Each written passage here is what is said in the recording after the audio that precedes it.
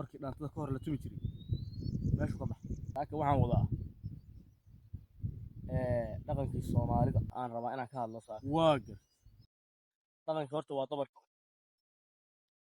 xoolaha xaggooda ka bilaabaynaa xoolaha waagi hore waa la dhaqaalay jiray geedi bal jiray uga aad iyo aad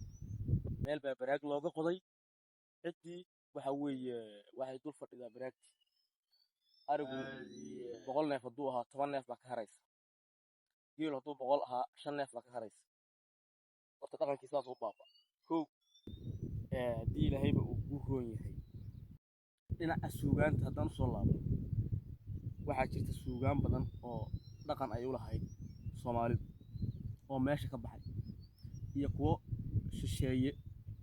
suugaan shisheeye oo na soo gashay suugaantaas shisheeye waxaa ka mid ah bahalka la yidhaahdo raab annagu dhaqan uma lihin iyo muusig labadaas dhaqan uma lihin dhaantooyinka meesha ka baxayna waxaa ka mid ah waaladii jaandheertii shiribkii orkii baashii orka la dhihi jiray or baa yeeraya aamusa waa tii la dhihi jiray waagi hore orkii dhaantada ka hor la tumi jiray meeshu ka baxay marka Soomaalida waxaan leeyahay dhaqankiinni u soo laabta waan idin salaamayaa